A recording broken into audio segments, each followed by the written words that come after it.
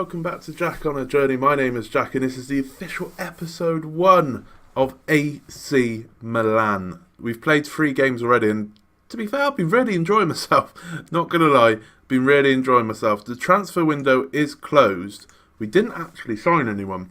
We sold a bunch of players to free up some wage budget, but the transfers is not over. For some reason, the January transfer window ends mid-January in Italy, which I didn't realise. But I couldn't find anyone that was decent enough to improve the side, so I didn't bother getting anyone. We've sold a bunch of players, which I'm not going to go into because we won't know who they are. We're not going to see them play, so what's the point? As you can see, we weren't there. We made the last transfer, so cool. So today, we're only going to play the one game at Atlanta and go through the squad a little bit. But we've played the 3 games and we've won all 3 of them. We beat Bologna 2-1 in the Tim Cup first round.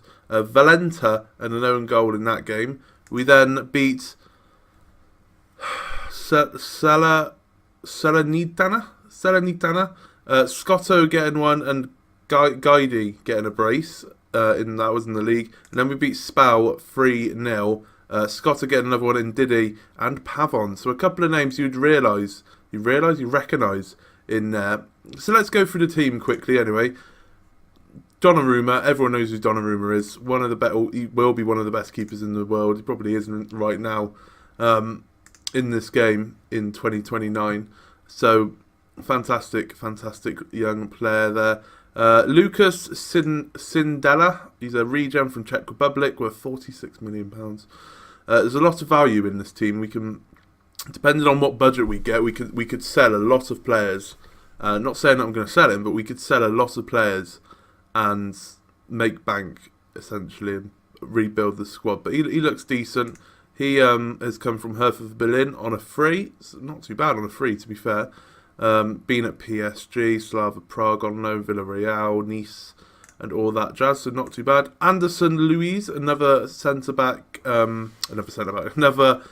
regen, who is a centre back. He's 25 years old. He's Brazilian. He's played a couple of times with the Brazilian side. Got a bit of potential about him as well. Bit of a box-to-box midfield. Box-to-box midfield. What am I doing? My head's all over the place. Bit of a ball-playing defender, but could be better.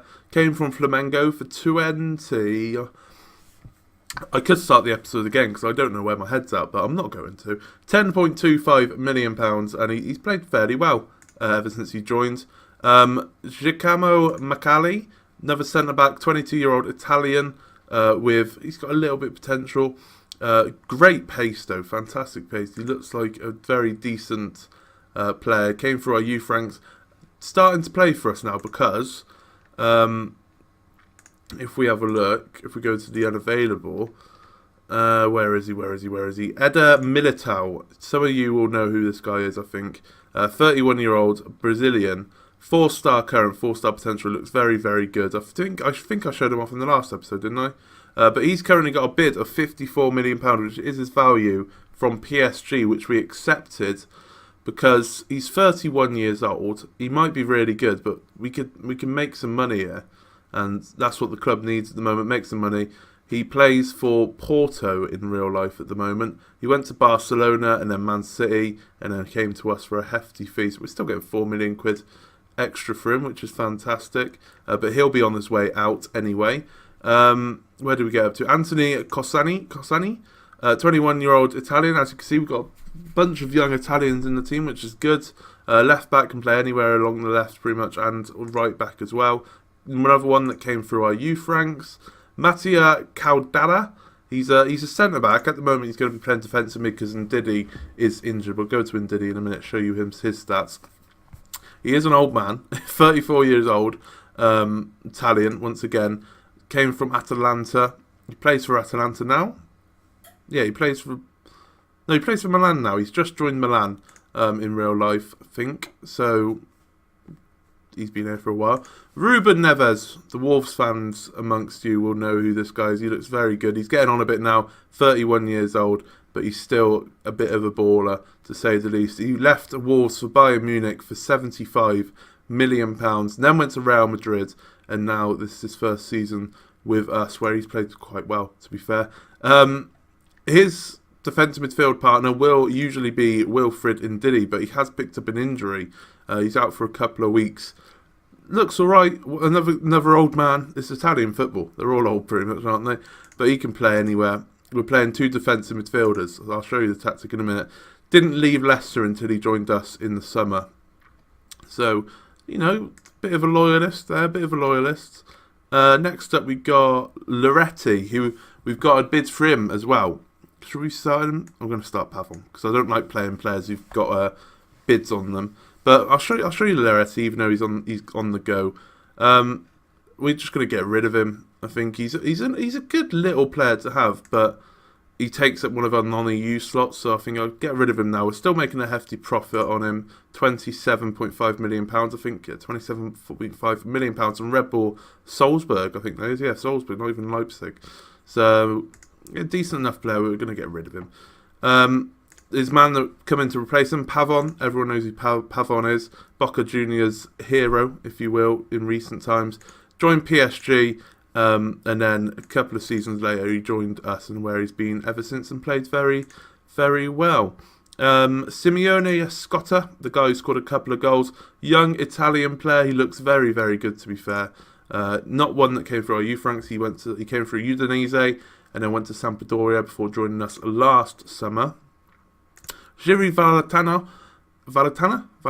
He's on loan from PSG, but he has joined permanently. All this transfer was done before I came here. He does look like a very good winger, to be fair, with a lot of potential to fill. He came through the team at Sparta Prague, went to PSG, and spent a couple of times on loan before joining us. I don't know how much we're signing him for. I can't seem to find that information out. So, I don't know. I don't know. We'll find out in the summer how much we signed him for, I guess. Unless it says here. No, it just says join permanently. I wonder if it was because his contract's run. I don't know. I just don't know. Fabrizio Guidi. He's a young striker. We got a lot of young Italians in the team, which is very good. Very, very good. He's our top goal scorer, I think. 10 in 20 starts, 27 overall. 3-star current, 4-star potential. Came through our youth rank. And he's going to be our main man up front, I think, for a little bit anyway. He's our top goal scorer by quite a margin by the looks of it. And then we'll quickly run through the substitutes. Most of them are youngsters that I've just promoted to the first team with a little bit of potential behind them, just to fill out the squad a bit because of injury crisis and people being illegible and stuff like that. Oh, that's a couple more youngsters and unregistered players who are not at the club and whatnot. Van der Beek, is that the Ajax guy? I think it is, isn't it? Ajax guy. He's out on loan and he's joining someone, I think. Is he not? I thought he was joining someone. So he'll be back. He might be a decent enough player to have in the summer. So we'll have to see that. Sivikovic as well. People will know about him. Left winger. Decent enough player. Went to PSG after Benfica. And has played very well for us in recent years, like most people. Show you some other players that we've got. This guy, Daniel Al-Hassan. Every time I've played him, he's played crap. But he's got potential. Another one that's come through our youth ranks. He just doesn't really play well, which is unfortunate. I'm trying to see if Alessandro or Ramagnoli.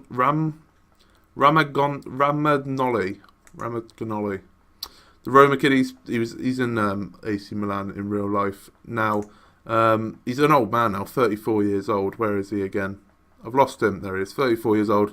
He's degrading a little bit. He's on some hefty wages, so there's some wage budget that we could probably get rid of in the summer.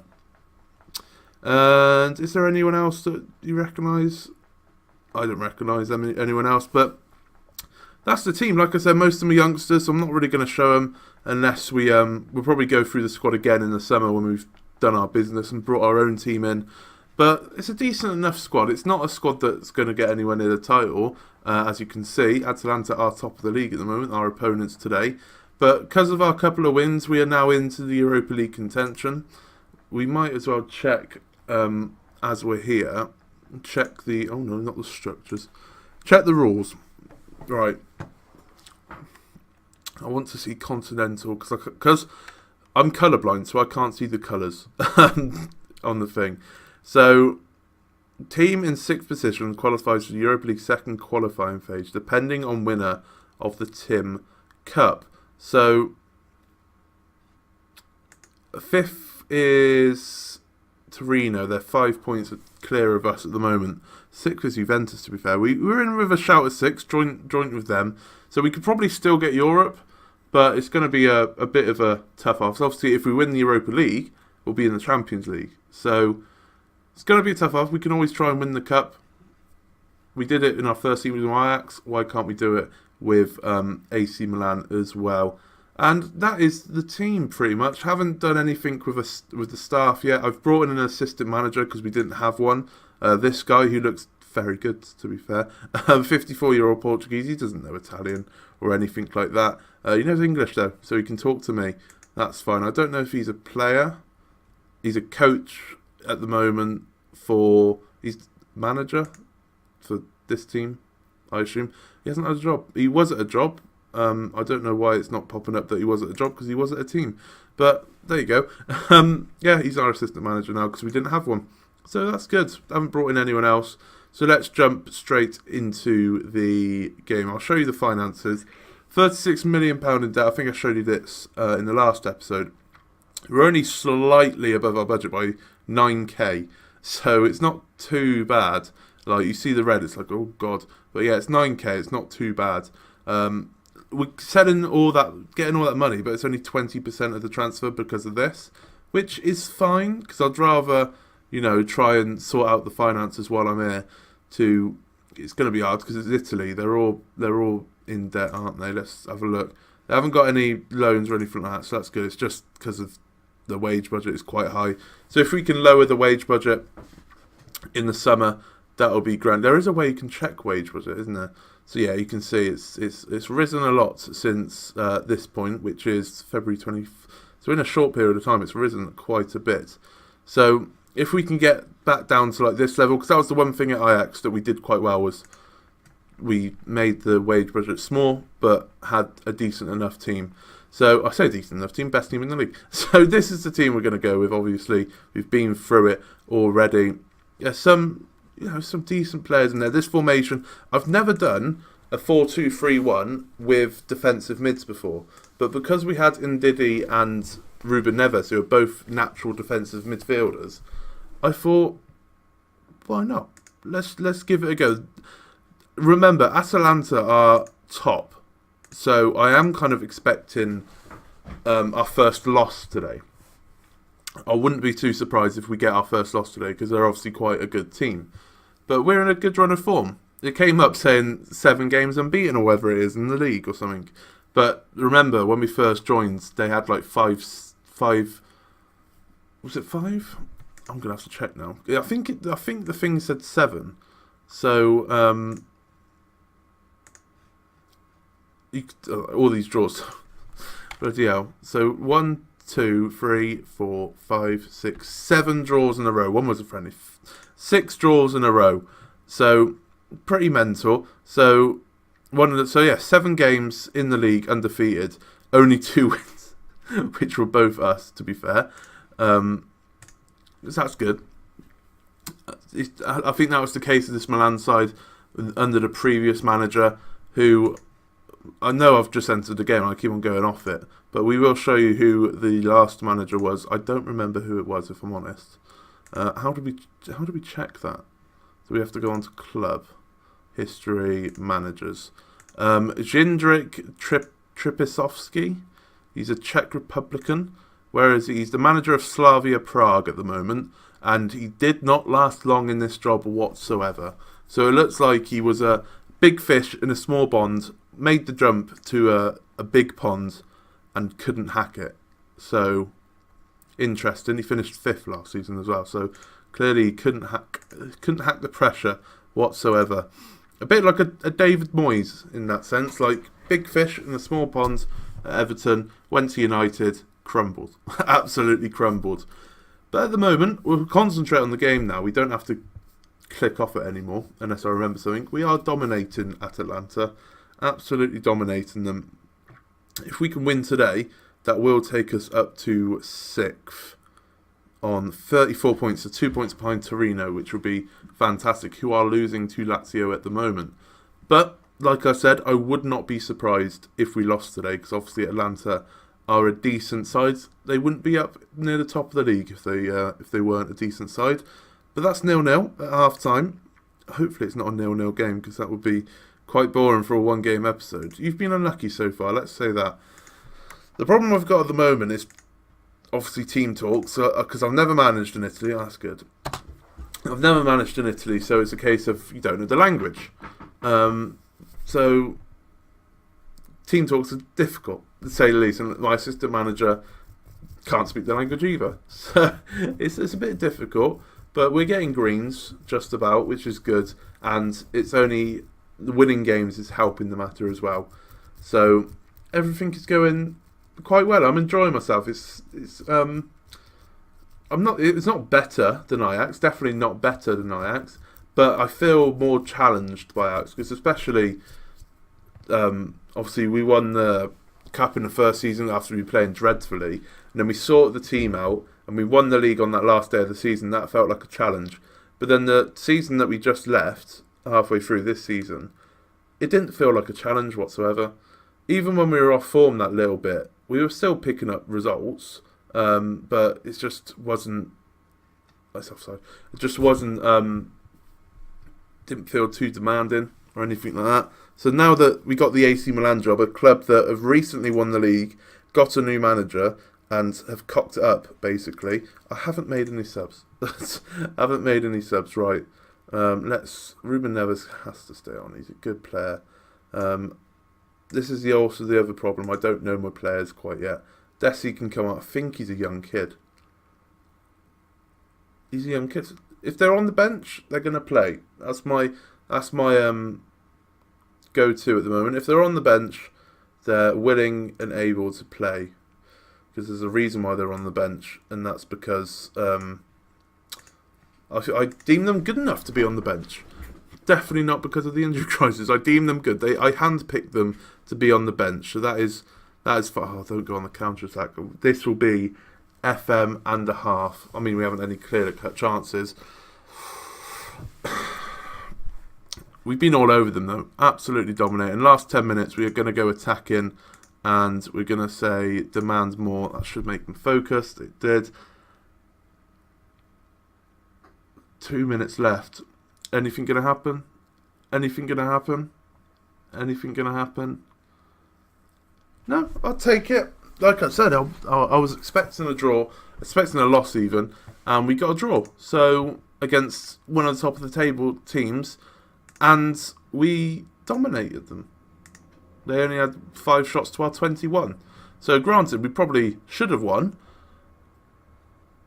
but I'm more than happy with a draw. It fills me with confidence that we can take the top teams like that and, take the games to them, which is good. The next episode is going to be Juventus and Rangers, I believe. So the second leg of the Europa League first knockout stage and Juventus, because obviously we can't miss out. That seems like quite a tasty tie going on there. Hopefully we can get through in the cup, and then Palermo, who are near the bottom, hopefully we can get a couple of wins there, and then a decent result away at Rangers. All pretty good. I'm enjoying myself at this moment of time. There's the league table. As you can see, it's close. Anything could happen. We're only 6 points behind Inter Milan in 4th. So, a couple of wins in our favour. Inter lose a couple of games. And then we're only looking 2 points behind Champions League Roma at the moment. So, yeah. I'm enjoying myself. Hopefully, you can see why I picked it. I know a lot of people will probably be upset that I've left Ajax, but I honestly think this is the team we can win the Champions League with. I know I said that with Ajax, but then the January happened, where in fact I'm gonna look at the side, see if they've sold any players. So Julio went, but no one else went. Okay, that's interesting. But yeah, if you did like that, leave a like on the episode, please subscribe, and I shall see you again very soon. Thank you very much for watching.